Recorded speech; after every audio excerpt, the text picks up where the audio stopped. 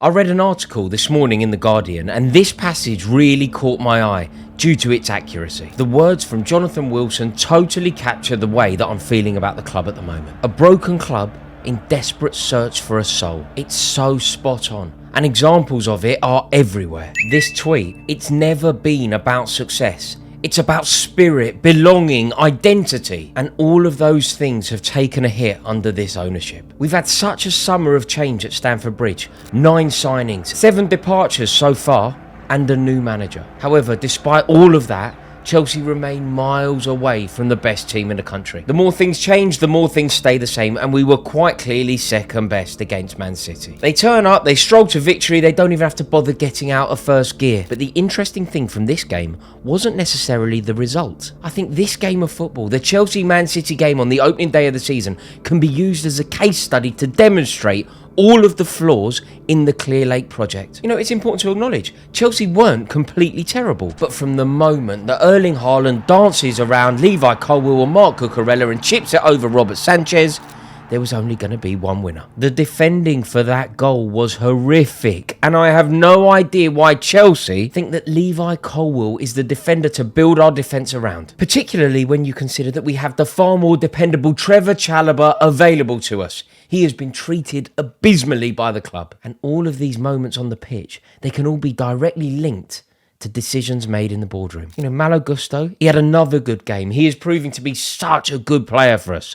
But him aside, we really did look unconvincing at the back. You know, another centre-back deemed to be better than Trevor Chalobah is Wesley Fofana, and he didn't have a good game. It was his loose pass that led to Man City's second goal. You know, Chelsea have signed so many players since we signed Wesley Fofana, and he's been injured for so long, that it's easy to forget that we spent £70 million on him 2 summers ago.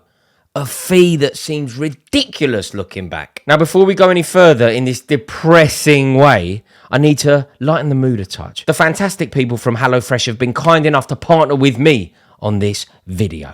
Check it out. Now, HelloFresh is the dream, and it's going to elevate your life. Trust me, I use it at least twice a week. It makes life so easy. Even if you can't cook, even if you're like me, basically inept in the kitchen. Trust me, HelloFresh make it all so easy. All of a sudden, you, like me, can cook delicious, nutritious meals. Have a look at me here. Have a look at me in this clip. I'm like Gordon Ramsay, Marco Pierre White and Claire Smith all rolled into one. All thanks to HelloFresh. Now, they have partnered with me on this video to tell you about this amazing offer. You get 60% off of your first box and you will never buy a dessert again. That's right. Free desserts for life. And 60% off of your first box. You have to give it a go. Just use the code RORYF4L. That's right, it's on screen now. Or you can be really techie and use this snazzy little gadget that's on screen now. They make life so easy. All you've got to do, you click on the app and then you've just got to ask yourself, what am I in the mood for? Well, I fancy maybe a beef dish. Let's have a look. What do I fancy here? Oh, that sounds nice. Beef meatballs, Rogan Josh, oh la la. Now I'm going to go for that. Quick, fragrant beef and mushroom stir fry with pak choy and rice. Yes, please. Have a look at that. It takes a mere 20 minutes to cook. It's incredibly good for you. And HelloFresh will provide you with everything you need for this sumptuous meal. There we go. It's amazing. Thank you so much to HelloFresh for partnering with me on this video. Make sure that you click the link below for your amazing offer. Marc Cucurella. He had a decent finish to last season and a very impressive Euros, but he looked far less like the player of the last 3 months and far more like the player of the previous 18. So Cucurella left back didn't have a good game, hasn't been a particularly good player for Chelsea in his entire time at the club. And yet we're allowing Champions League winner Ben Chilwell to leave. We're encouraging him to leave.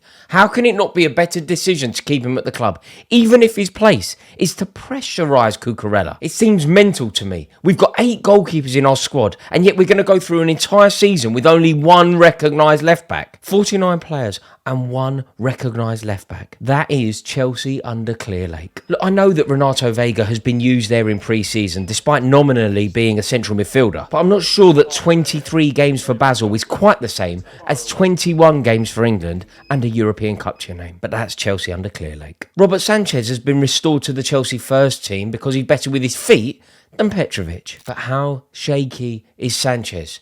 Both with his feet and with his hands. But Petrovic has been encouraged to leave. Chelsea under Clearlake. I thought Romeo Lavia played very well, but the game was lost in midfield. And whilst Lavia did show glimpses of being a top-class player, Enzo Fernandez was woeful. And a Man City team without Rodri totally dominated the middle of the park. We had a midfield on the pitch that we had spent over £250 million on, and yet we are run through by Mateo Kovacic, a player that we let leave for £30 million. Chelsea under Clearlake. Apparently Enzo Fernandez and others are more suited to Enzo Maresca's possession-based game than Conor Gallagher could ever be. But Conor Gallagher is certainly a far better player when the other team have the ball, as Manchester City did the other day. It was so obvious that Chelsea were lacking Conor Gallagher. His ability to quickly win back possession, his dogged determination in pressing opponents. It just wasn't there. Why wasn't he there? Because of Chelsea under Clearlake. Enzo Fernandez is Chelsea captain. Seriously. Can you believe it? Enzo Fernandez has been awarded the Chelsea captain's armband in the most distasteful and disgusting gesture made by Enzo Maresca. Chelsea have made Enzo Fernandez captain. Like, Fernandez is most certainly no captain. He doesn't lead with passion. He doesn't lead with example. He doesn't lead at all. And unsurprisingly, Chelsea look totally lacking in any kind of leadership on the pitch because Fernandez is the asset that needs protecting at all costs. Chelsea under Clearlake. 1 month ago, Enzo Fernandez filmed himself singing a racist song. The understandable upset that it gave to Wesley Fofana and others, it is a bewildering, incorrect choice for Chelsea captain. Combine his despicable personality with his woeful footballing ability, Chelsea under Clearlake. And something else that hugely demonstrates the terrible approach to Chelsea transfers is that when Reece James is out, there isn't an obvious incumbent to the captain's armband. There isn't an obvious other suggestion. When we were good, we were a team built on international captains. Even if you weren't the captain of Chelsea, you were still a leader in your own right. Frank Lampard wasn't captain of Chelsea. Ashley Cole wasn't captain of Chelsea. Michael Ballack wasn't captain of Chelsea. Michael Essien wasn't captain of Chelsea. John Obi Mikel wasn't captain of Chelsea. Didier Drogba wasn't captain of Chelsea. Florent Malouda wasn't captain of Chelsea. And yet they were all fitting captains, all icons in their own right. You look around that squad today, aside from potentially awarding it to our best player, maybe giving it to Cole Palmer simply to inspire him, in the way that Wayne Rooney was made captain at a very young age. I don't really know who should be captain when Reece James isn't available.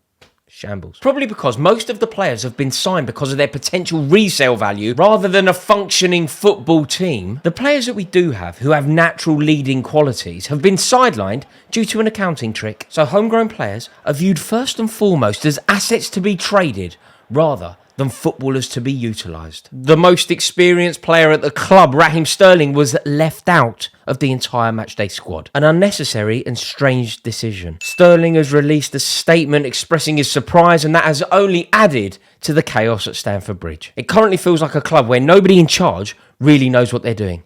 Whether it's on the pitch or in the boardroom, nobody really has a clue. We have begun another season without a shirt sponsor. That is baffling, particularly when you consider that season ticket prices have gone up 5% across the board. Like, we're selling our hotel to ourselves in order to meet financial fair play regulations, and yet we cannot secure a sponsor. Look, it is very early in the season, and to put it in context, we've just been beaten by the best team in the country. But it feels like there are echoes of the problems that dogged the Graham Potter era, and that the club has learnt no lessons from what went wrong 2 seasons ago. Like, Graham Potter made a lot of mistakes as Chelsea manager, but it was another incredibly chaotic period for the club. An experienced manager, popular with the players, had just been sacked and replaced with an inexperienced manager in his first job in the Premier League. Sound familiar? One of Graham Potter's toughest tasks was trying to manage an unbalanced squad that had far too many members and lacked harmony after we made 9 signings in January 2023. Senior members of the team were often disgruntled and left out of the squad. Potter was unable to resolve the problem and lost his job shortly afterwards. Unless there are a lot of outgoings at Stamford Bridge over the next couple of weeks, it feels as if Chelsea, and more specifically Clearlake, are making the exact same mistakes this summer as they did in January 2023. And that Maresca will have the same challenges that Graham Potter did. And at some point, sooner rather than later, it will probably end with the same outcome. Right, there we have it. Thank you all so much for watching. Really interested to hear what you have to say about this. Please do me a favour, comment below. Can you see a world in which Chelsea can get it right?